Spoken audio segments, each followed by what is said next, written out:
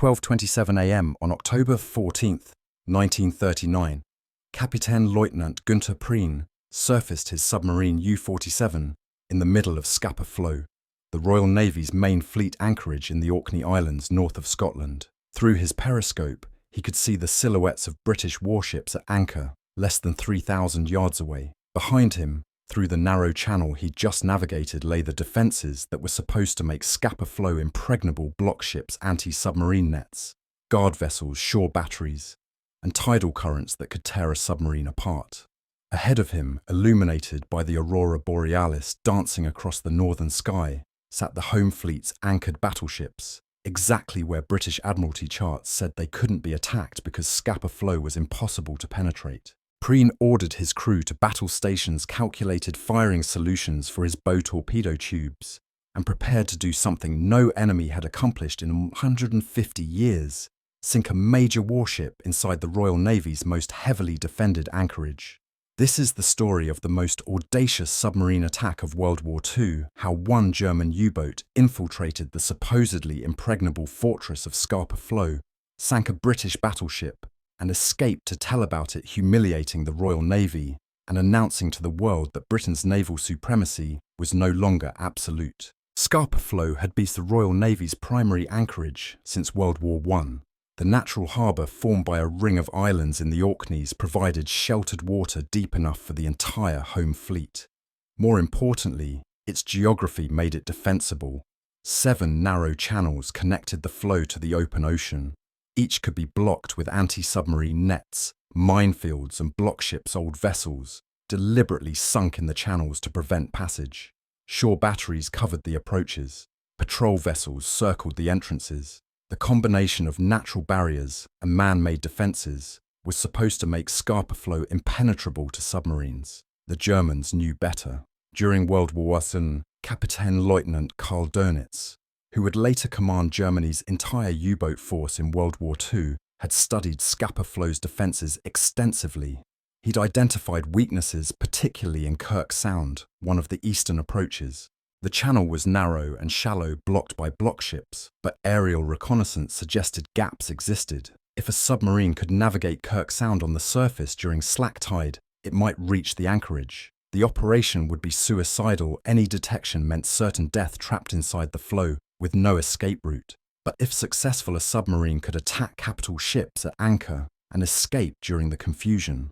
When war began in September 1939, Dönitz proposed the operation to the Kriegsmarine High Command. Most admirals considered it impossible. The risks were absurd. The probability of success was minimal. The political embarrassment if a submarine was caught and destroyed inside Scapa Flow would be enormous. But Dönitz argued that success would be worth the risk.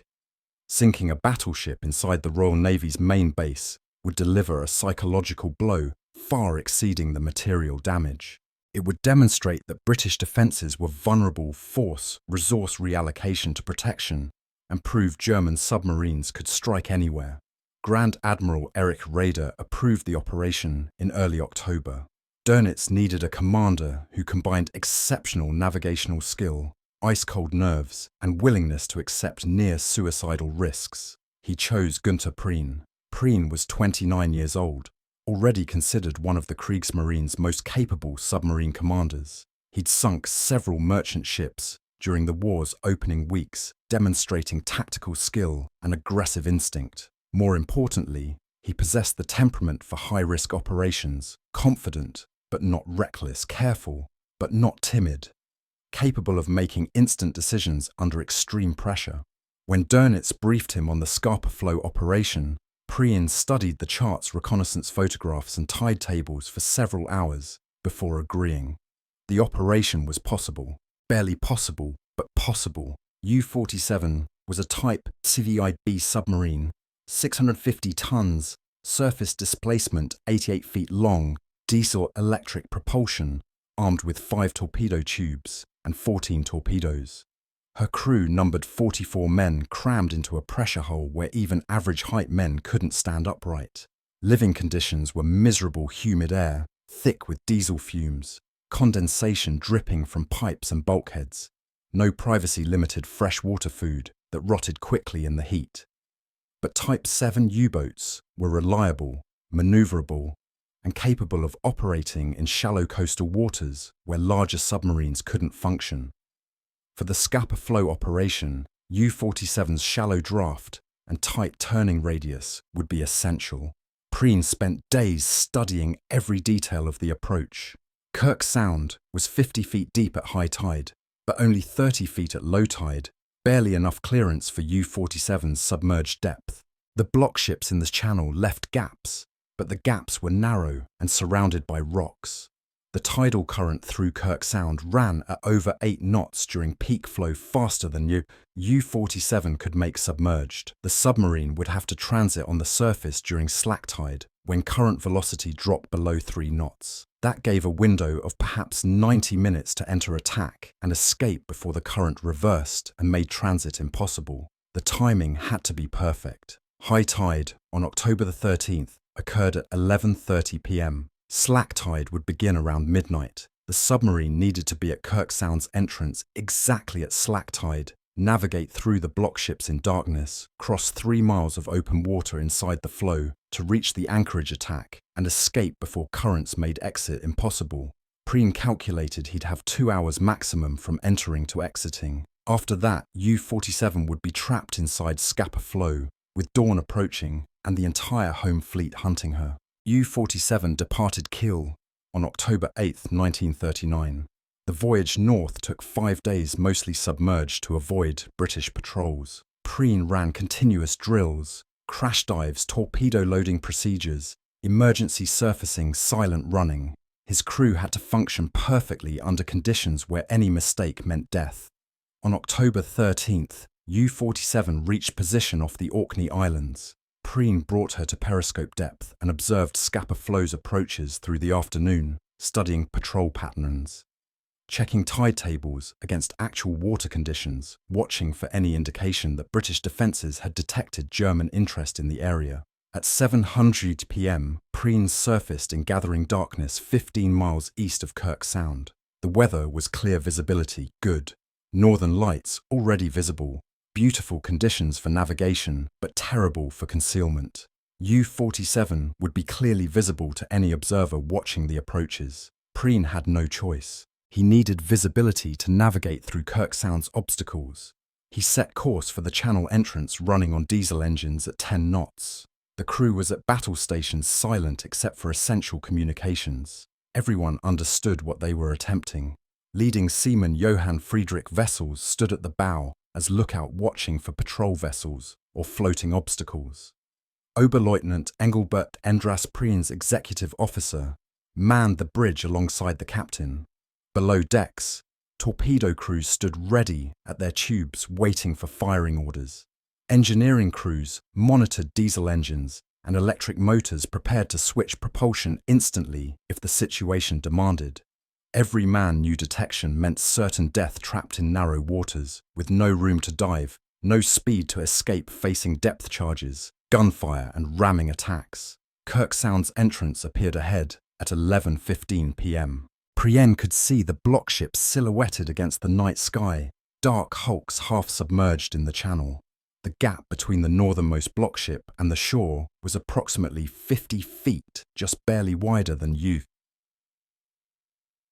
U-47's beam. The current was still running, but velocity was dropping towards slack tide. Prien reduced speed to 8 knots and steered for the gap.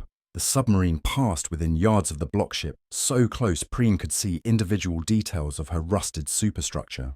The tidal current caught U-47's bow and pushed her toward the rocks on the northern shore.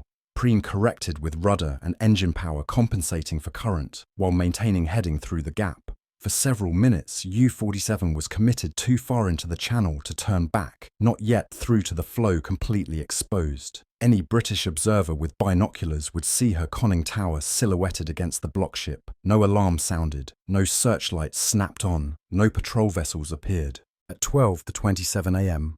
on October 14th, U-47 passed the last blockship and entered Scapa Flow.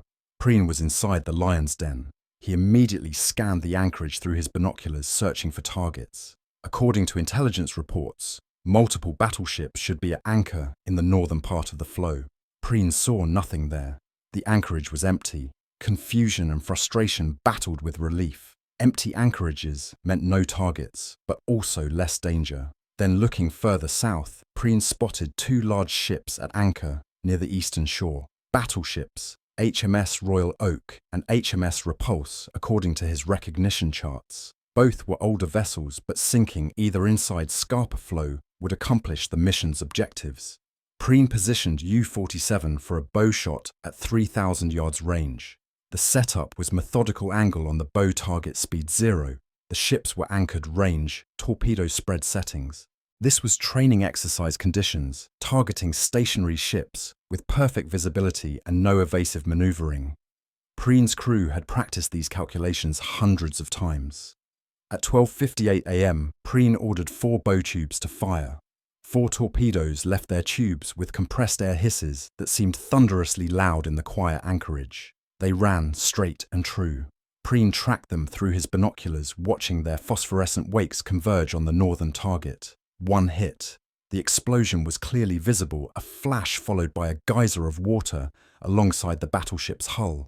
The other 3 torpedoes missed, likely passing under the shallow draft battleship without detonating. Their magnetic exploders were notoriously unreliable. Prien expected immediate response alarm bells, searchlights, destroyers converging on his position. Nothing happened. The anchorage remained dark and quiet.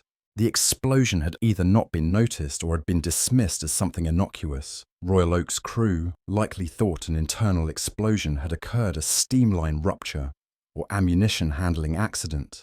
They weren't at battle stations. They weren't expecting attack inside Scapa Flow. The possibility that a German submarine had penetrated their defences and was currently 3,000 yards away, preparing another attack, simply didn't occur to them. Prien reloaded his bow tubes. This took precious minutes. Torpedoes weighed over a ton each and had to be manhandled from storage racks to tubes, using chain hoists in cramped quarters. While his torpedo crews worked, Prien repositioned U-47 for a better angle, trying to understand why his attack had been so ineffective. 4 torpedoes, 1 hit, minimal apparent damage. Either the torpedoes were malfunctioning or his target identification was wrong. At 1:16 a.m. Prien fired 3 more torpedoes, this time multiple hits. Massive explosions tore through Royal Oak's hull.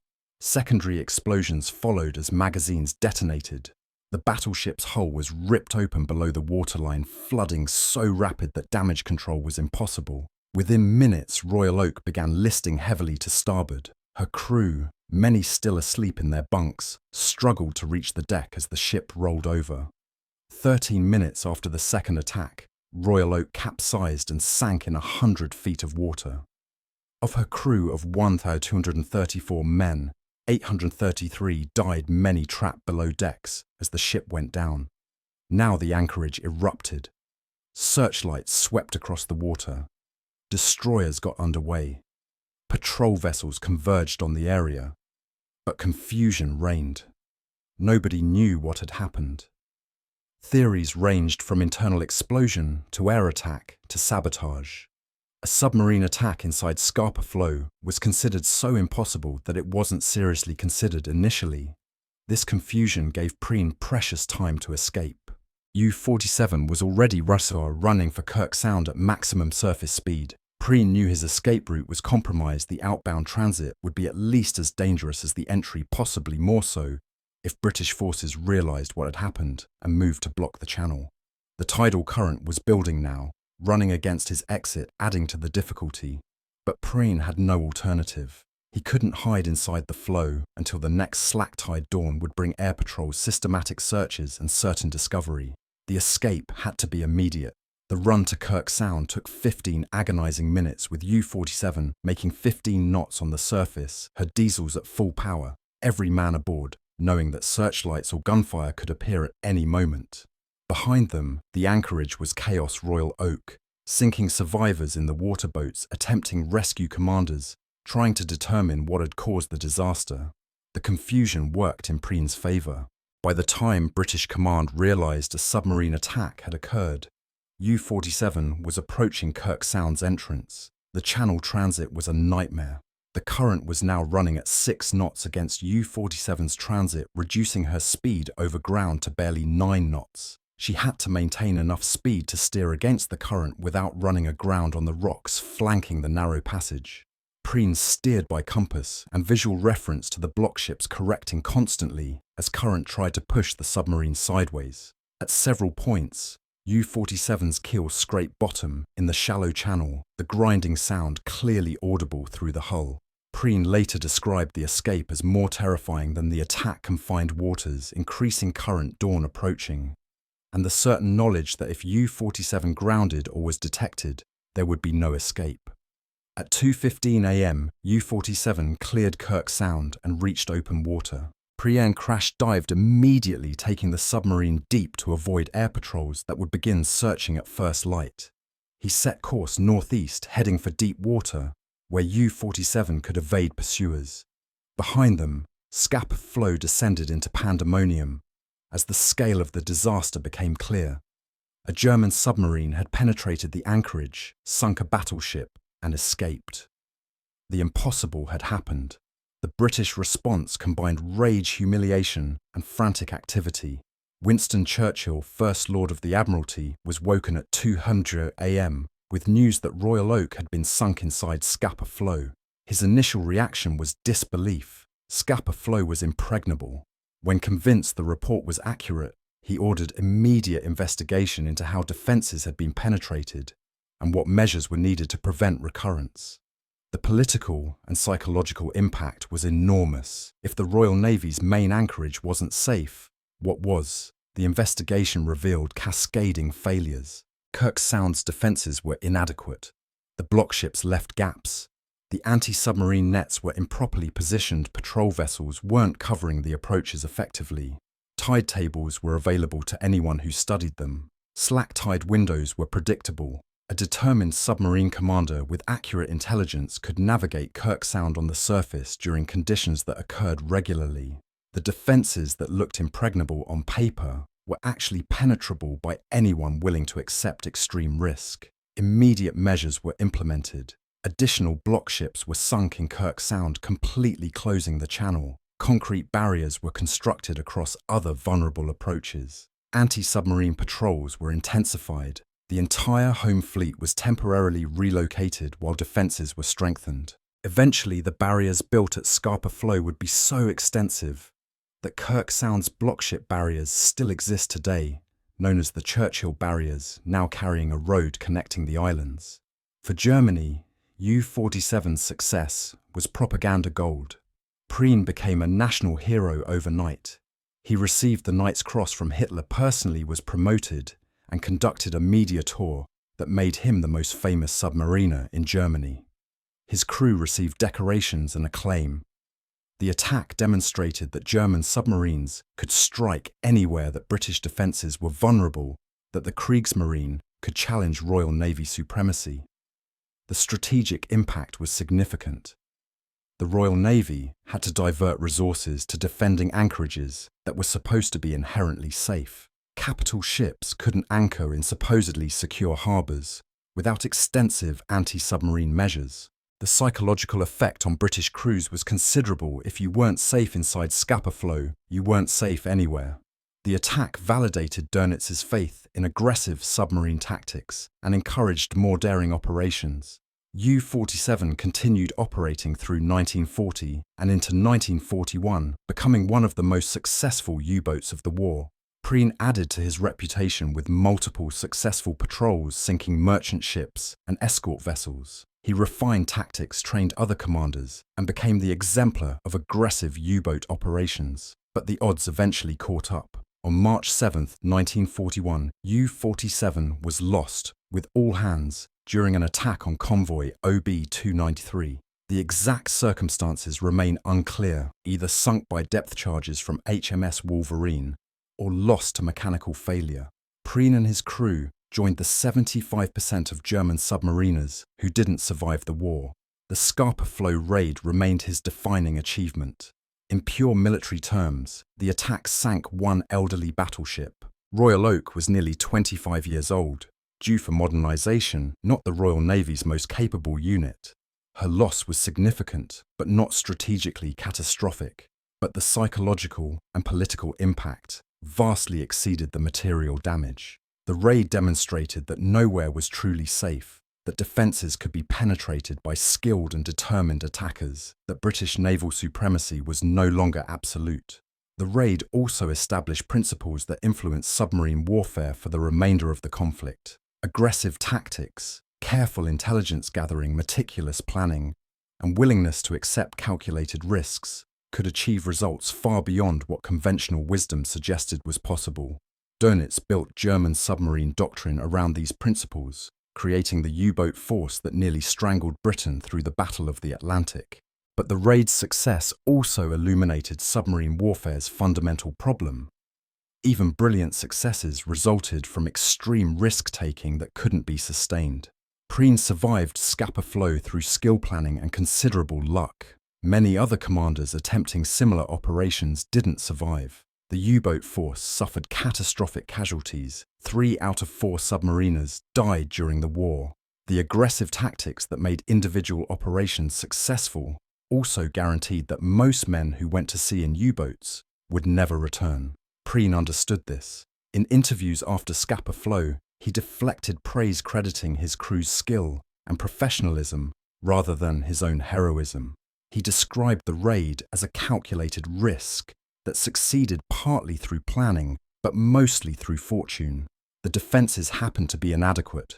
The currents happened to be manageable. The British happened to be unprepared.